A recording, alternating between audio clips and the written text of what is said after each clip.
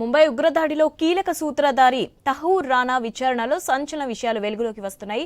ముంబై ఒకటే కాదు, దేశంలోని కీలక నగరాల్లో ఉగ్రదాడికి కుట్ర చేసినట్లు తెలుస్తోంది.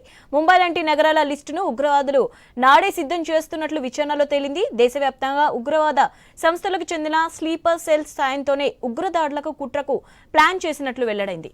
ముంబై దాడులకు ముందు హెన్లీ, రానా కలిసి దేశంలోని పలు నగరాల సందర్శించినట్లు సమాచారం.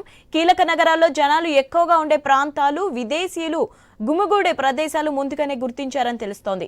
విచారణలో రానా చెప్పే అంశాల ఆధారంగా దేశంలోని మిగతా ప్రాంతాల్లో ఎన్ఐఏ టీంలను అప్రమత్తం చేసే ఛాన్స్ ఉంది. రానా నోరు విప్తే సంచలన విషయాలు వెలుగులోకి వచ్చే అవకాశం ఉంది.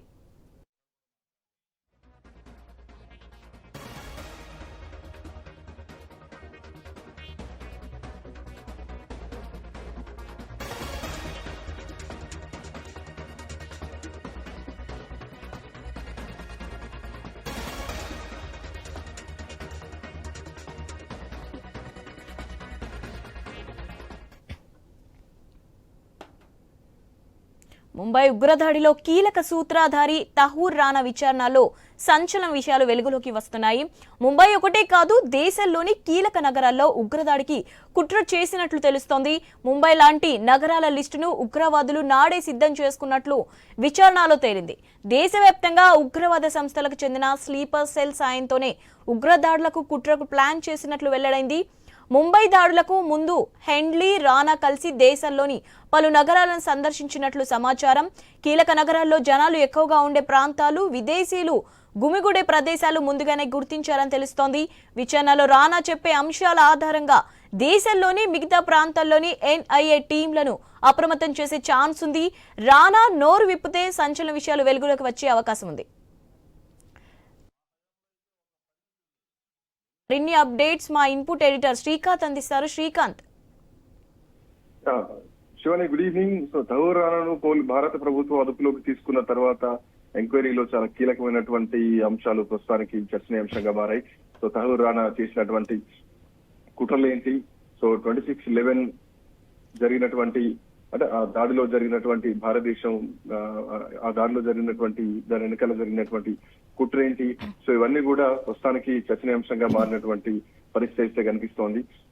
అండ్ మరీ ముఖ్యంగా తహూర్ రానాతో పాటు డేవిడ్ హెడ్లీని కూడా విచారించేటువంటి అవకాశాలు కూడా కనిపిస్తున్నాయి. భారత ప్రభుత్వం డేవిడ్ హెడ్లీని కూడా భారత్ అప్పగించాలి అని కోరేటువంటి అవకాశాలు కూడా ఎక్కువగా కనిపిస్తున్నాయి. అండ్ మోరోవర్ ఇది భారతదేశం కూడా ఇప్పటికీ ఇది ఒక భారీ విజయం లాగా భావిస్తోంది. తహూర్ రానా అప్పగింత పైన అటు మంత్రులు కూడా మాట్లాడుతున్నారు. డేవిడ్ హెడ్లీ అట్లాగే తహూర్ రానా ఇద్దరు కూడా పాకిస్తాన్ ఐఎస్ఐతో సంబంధం ఉన్నటువంటి వ్యక్తులు. రాబోయే కాలంలో అంటే ఈ ఏజెన్సీలు ఖచ్చితంగా దర్యాప్తు నిర్వహించి భారతదేశాన్ని బలహీనపరచడానికి భారతదేశంలో ఒక ఐఎస్ఐ నెట్వర్క్ ఎట్లా పనిచేస్తుందో కనుగొంటాయి. సో వీళ్ళ దగ్గర నుంచి చాలా ఇన్ఫర్మేషన్లు కూడా లాగేటువంటి అవకాశాలు కూడా ఎక్కువగా కనిపిస్తున్నటువంటి పరిస్థితి ఇప్పుడు మనం చూడొచ్చు. సో ఇట్లాంటి నేపథ్యంలో వీళ్ళు కుట్ర చేసింది ఏమిటి? ఈ కుట్ర వెనకాల ఏమేమి అంశాలు ప్రధానంగా ఉన్నాయి? ఒక్క ముంబై మాత్రమేనా, లేదంటే ఇంకా దేశంలోని కీలక నగరాల్లో కూడా ఉగ్రదాడికి కుట్ర జరిగిందా? సో అంటే ఆ దాడిని ముంబై దాడి తర్వాత అంత అజ్ఞాతంలో తెలిపోయారా? సో ఎక్కడెక్కడ అరెస్టులు అయిపోయిన తర్వాత కొంత గ్యాప్ ఇచ్చి మళ్ళీ చేద్దాం అనుకున్నారా? సో అమెరికా ప్రభుత్వం అరెస్ట్ చేసిన తర్వాత సో ఇప్పటికీ అమెరికా ఆధీనంలో ఉంటే ప్రస్తుతానికి మాత్రం తహూర్ రానాను భారత్ అప్పగించారు. ఆ తర్వాత ఇంకా డేవిడ్ హెడ్లీకి సంబంధించి కూడా ఆ నెక్స్ట్ విచారణ ఎట్లా ఉండబోతుంది అన్నది కూడా చూడాల్సినటువంటి అవసరం ఉంది. అయితే ఒక ముంబై మాత్రమే కాదు, దేశంలోని అనేక నగరాల్లో కూడా ఉగ్రదాడికి కుట్ర చేసినట్టుగా తెలుస్తోంది. 2008 నవంబర్లో ముంబైలో ఉగ్రవాది దాడి జరిగిన తర్వాత ముంబై లాంటి నగరాల లిస్టును కూడా ఆ రోజు సిద్ధం చేసుకున్నట్టుగా కూడా కొన్ని అంశాలు బయటకు వస్తున్నాయి. సో దేశవ్యాప్తంగా ఉగ్రవాద సంస్థలకు చెందినటువంటి కొందరు స్లీపర్ సెల్స్ సాయంతోనే దేశంలో ఉగ్రవాద దాడులకు పాల్పడ్డట్టు కూడా తెలుస్తోంది. డేవిడ్ హెడ్లీ, తహూర్ రానా ఇద్దరు కలిసి భారీ కుట్రకు ప్లాన్ చేశారు. తహూర్ రానాను ఎన్ఐఏ విచారిస్తున్నటువంటి సమయంలో కూడా చాలా కీలకమైనటువంటి అంశాలు బయటకు వస్తున్నాయి. ముంబై దాడుల కంటే ముందే హెడ్లీ, రానా ఇద్దరు కలిసి దేశంలోని కొన్ని నగరాలను సందర్శించారు. కీలక నగరాల్లో జనాలు ఎక్కువగా ఉండేటువంటి ప్రాంతాలని ముందే రెక్కి నిర్వహించి ఎక్కడ ఏ టైంలో గుమిగూడతారు అన్నది ముందే గుర్తించి అక్కడ బాంబు పేలుళ్లకు పాల్పడ్డారు అన్న విషయం కూడా తెలుస్తోంది. సో విచారణలో రానా చెప్పే అంశాల ఆధారంగా దేశంలోని మిగతా ప్రాంతాల్లోని ఎన్ఐ టీంలను కూడా అప్రమత్తం చేసేటువంటి అవకాశాలు కనిపిస్తున్నాయి.